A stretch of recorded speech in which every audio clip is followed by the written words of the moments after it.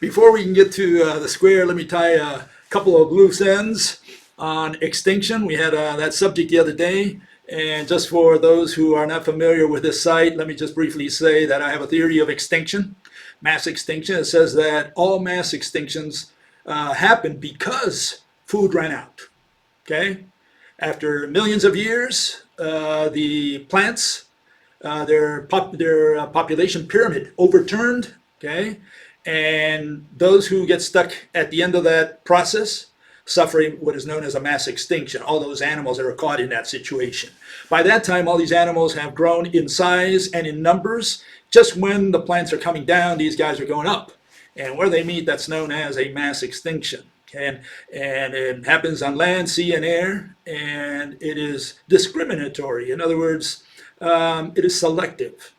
One food pyramid dies, the other one continues, as if nothing. Okay, so that's the argument, and I'm saying that's going to happen to man as well. Man cannot avoid it. No matter how intelligent he is, no matter what technology he invents, it doesn't matter. Man cannot avoid that same process. And in our case, we make our own food. We, unlike the animals that go out and hunt or eat whatever they find out there, we used to be like that a few thousand years ago. Now we produce our food, but that doesn't change anything, absolutely anything. Because right now we produce food because we created a system called money, okay? Without going into too much detail, it's called money. We produce and distribute thanks to money. If money disappears, no one produces or distributes food, billions of people die in a matter of weeks, okay? And why will money disappear? Well, because our economic system cannot grow forever. That, in a nutshell, is the theory. There's more details you can find in some of the other videos, and I try to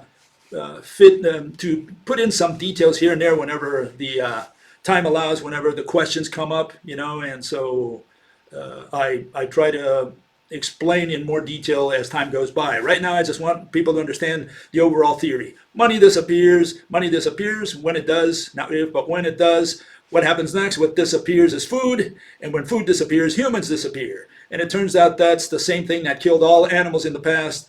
They died when food disappeared. Not because an asteroid struck, not because a volcano struck, not because there was a supernova, like all these bean brains, so-called scientists, paleontologists say. No, they never discovered that. It's a natural process. Human extinction was programmed by Mother Nature when she spawned us.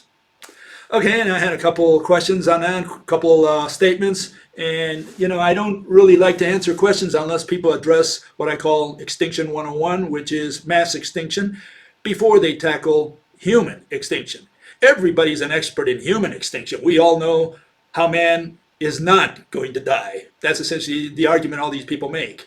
And no one can tell me not only how man is going to die in a foolproof way, but, you know, it's be nice if you start at mass extinction. Tell me how a mass extinction occurs. Okay? If you can't tell me that, you know, you shouldn't even bother about man, okay? Because you don't know anything about extinction. And the issue is extinction. It's not economics, it's not politics, it's extinction, and economics plays a role in that because all animals manage one and one only, I guess, the main one, the main resource, which is food.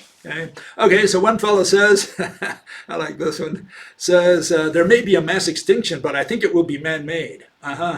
Okay, you think the population is much too big and will eventually destroy the world like a virus. You have the vaccine, though. You can stop growing food on your land or use engineered seeds, which in a few years will stop to grow. Okay, that can kill most of the people on the planet, but not all of them.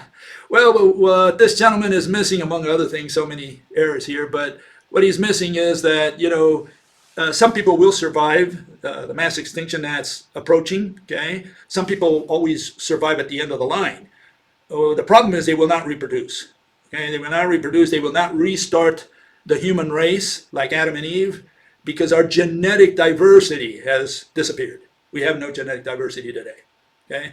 So even if they do have kids, we're assuming, you know, I don't think they would, but assuming they would be brave enough to have some kids, 2 or 3 generations later, they're all gone. Okay, all you'll have is autism and kids with 6 fingers and so on. You know, there's no future after that. Okay, so it is, for all practical purposes, the end of man, even though if you survive, pockets here and there.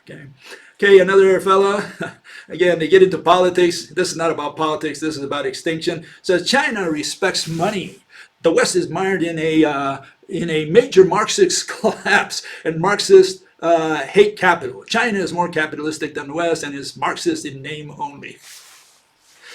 What are you going to answer? I mean, poor guy. He's stuck in this world of politics, and that's all he likes to talk about, I guess. Lots of people politics is the number one topic out there. People like to talk about politics. Women probably talk about cosmetics and how you look, and men talk about politics. Nothing has changed in the last 5,000 years. How many people talk about science? How many people talk about a mass extinction and understand it and research it and dig deep in the literature to figure out, what could have happened to those animals? You can count them with the fingers of one hand. Okay, another fella says here, the only one who addressed the Extinction 101 to some degree, he says 65 million years ago, the major continents were separated. There were no land bridges between the northern and southern hemispheres. If supervolcanoes shroud the sun for 1+ years, in whichever hemisphere they occur, they cause mass starvation.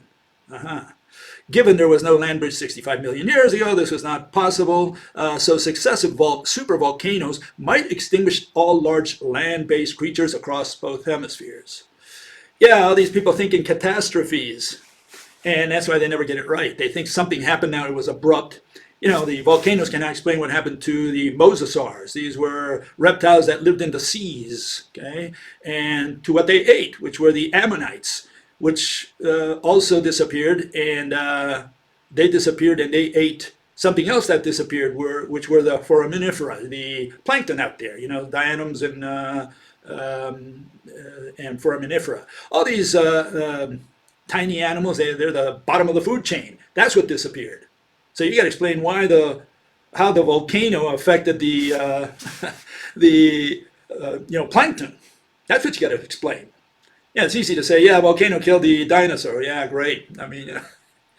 And this is what you got to explain, really. Here's the graph, okay? Anyone who can explain that gets a beer from me, okay? If you can figure it out, okay? Here it is. This is the Cretaceous terrestrial revolution. Took 4 years to build that graph. They studied it for a long time. They collected as much data as they could, and they built this graph. What does this graph show? It shows how plants disappeared, okay?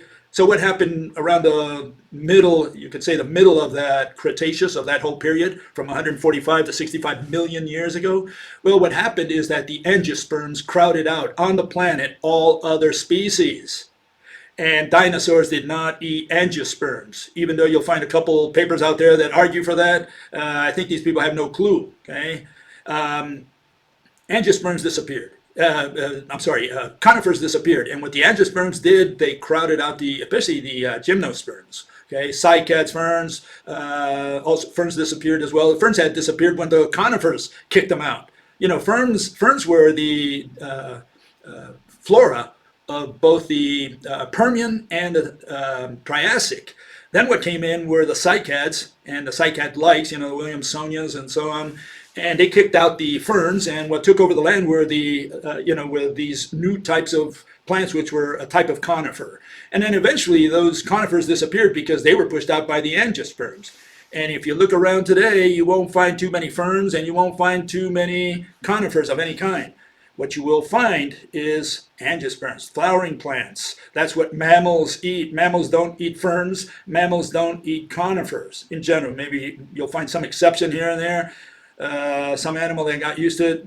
In general, mammals don't eat that kind of stuff. And so it's very simple. The Permian and the Triassic were the years of the seed ferns, especially, the ferns in general, but seed ferns especially.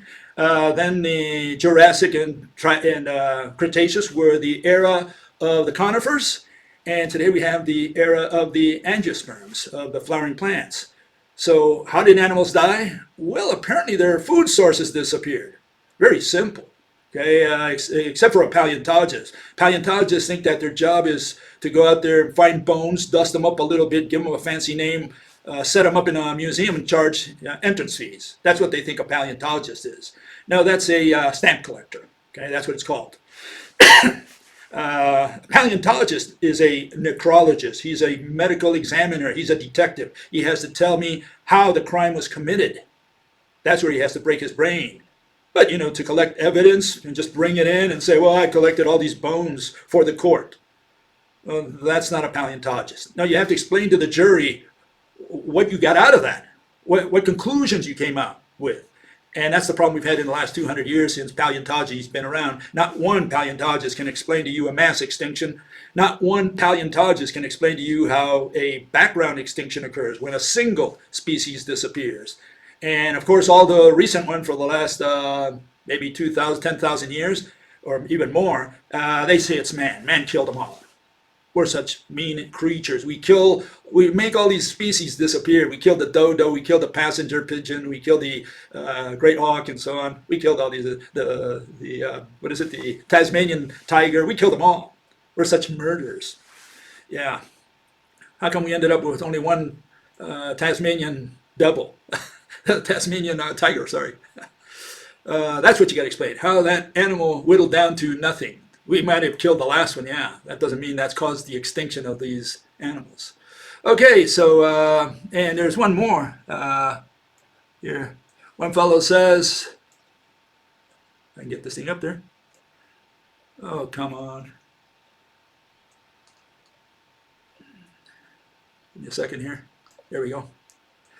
Says extinction theory. Bill, there is a video, blah, blah, blah. It gives the link where it is supporting your proposal. Absolutely not. There is no one that supports my proposal out there. First of all, because no one knows about it. The only way they're going to find out is coming to this channel. But when you look at all these people who talk about the possibility of extinction, their arguments have nothing to do with mine. Okay, first of all, none of them. And second, none of them are foolproof. Okay, so all these people talk about extinction. They talk about climate change. They talk about, if we don't do this, we'll become extinct. They're just giving you a recommendation. They don't know how man will become extinct no matter what. Guaranteed. No one says that. No one says that it's guaranteed that man will become extinct. And I'm telling you it's guaranteed because the economy will collapse. And when, not if, but when it collapses, no one will produce food. Billions will die. You don't eat, you die. It's very simple. And that's how you can kill 8 billion people. If they don't eat for weeks, it doesn't matter. They're going to die. And so I do have a foolproof mechanism. I say it's guaranteed and it will happen, and it will happen very soon. That's very different than what all these people say. These people have no clue about extinction whatsoever. Most of them talk about climate change and we got to do something about the climate. Climate has nothing at all to do with extinction. The only role of climate change is when the new species of animals radiate. Once the big guys are gone, when the dinosaurs were gone, all these tiny mammals, they could expand. Why? Because the big guys were out of the way. That's one issue. The other one is that their sources of food were expanding as well. The angiosperms were displacing the conifers. That's why they could expand as well. And of course, all these animals, they each one squatted some niche here and there, and they grew into the animals we have today. And we're one of them. Even though some people don't think that humans are animals. They think we're not, because they say they have a brain. And that makes me very suspicious whether they really have a brain or not.